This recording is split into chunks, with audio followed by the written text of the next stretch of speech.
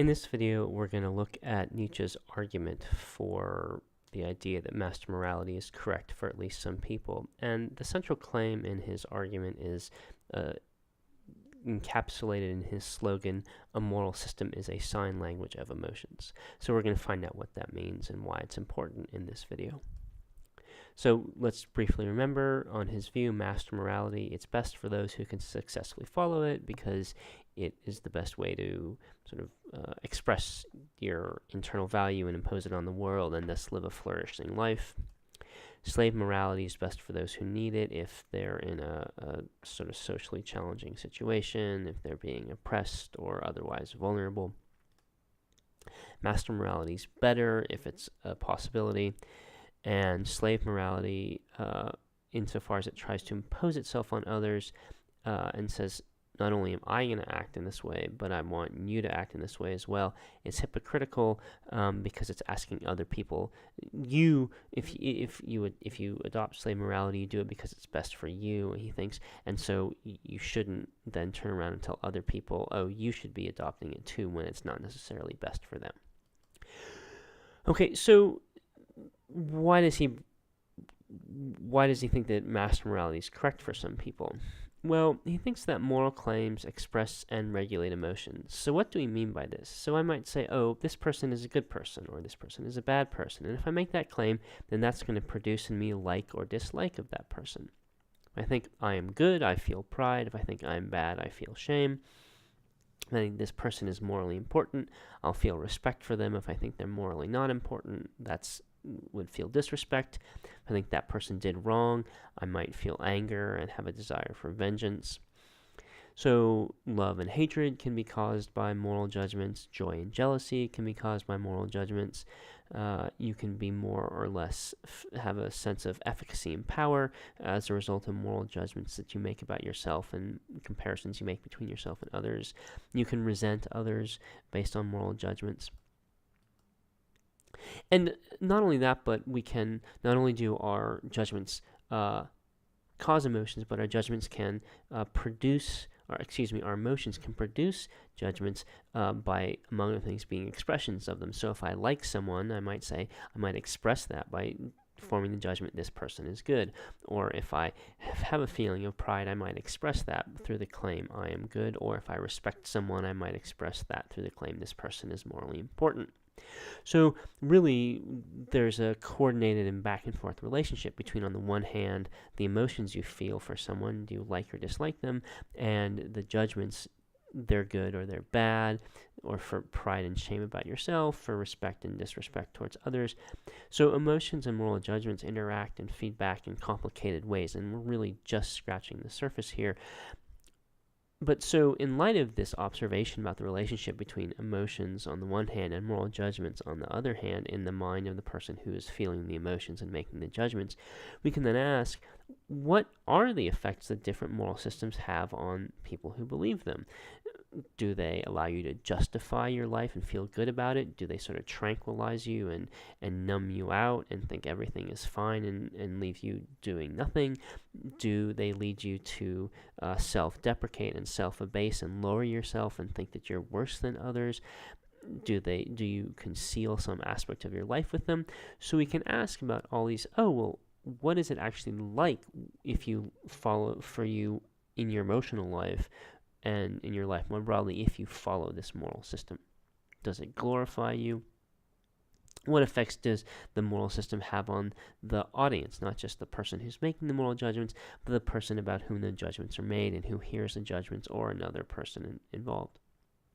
So Nietzsche thinks that this is really this relationship between moral claims on the one hand and emotions on the other is actually what's definitive of morality, that moral systems are a sign language of emotions. That's his slogan. And what that means is that really all that matters about moral systems are the interactions between the judgments that you make and the emotions that you feel. So the truth or falsity of moral claims, that's not an issue. For example, when we build a scientific theory, we're trying to say, here's how the world is. We're trying to accurately represent the world. And when we, have our theories about, how our our friends and family behave, again, we're trying to represent accurately how they're going to behave in different situations. You might have thought, oh, well, that's basically what moral claims are doing. They're not saying how things are, but they are trying to say accurately represent how things should be. And that's not Nietzsche's view. On his view, you can think of a moral claim as a tool. It's not an attempt at accurate representation at all. Like if I'm in pain and I say, ouch, that's an expression of the pain. It's not a description of the pain. And I think we can think of, in some way, Nietzsche having a somewhat similar view about the relationship between emotions and moral claims. So, should you adopt the true moral system? No, that doesn't make sense. Moral systems aren't true or false.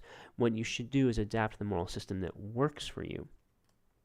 And in particular, the way Nietzsche understands working for you is the one that leads to the most sort of life enhancement and the most accomplishment. So that means we can now look at his argument for the correctness of master morality for at least some people. So he thinks that for those who can follow it, master morality is the best route to great achievement, and that the best life, the life most worth living, is the life of great achievement. And so, for those who can follow it, master morality is the most life-enhancing, right? Because it's leading to this life of great achievement. And if we then add that the correct moral system for you is whatever discipline system is most life-enhancing for you, then we can conclude that master morality is correct for you, or is correct for those people who can follow it effectively, because for them it's going to be most life-enhancing. So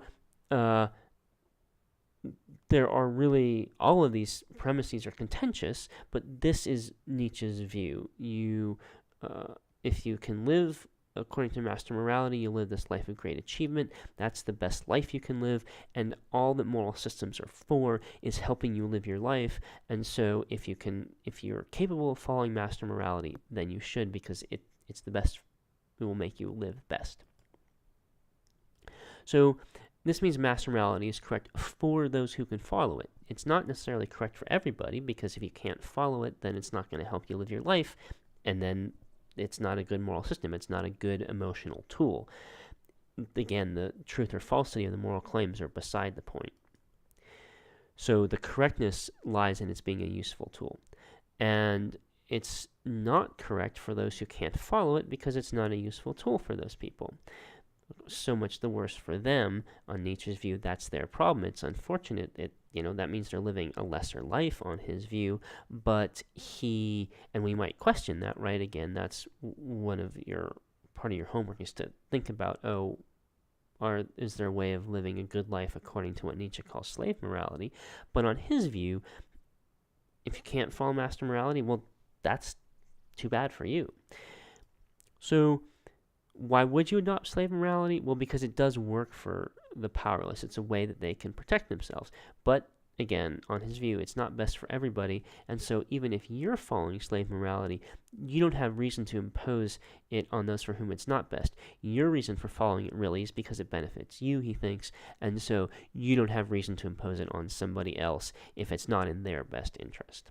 Okay, well, so there's his argument. So in the final video in this unit, I'm going to look at some consequences of his position, and then look at how a utilitarian or Kantian might reply and say, I'm not on board with your view.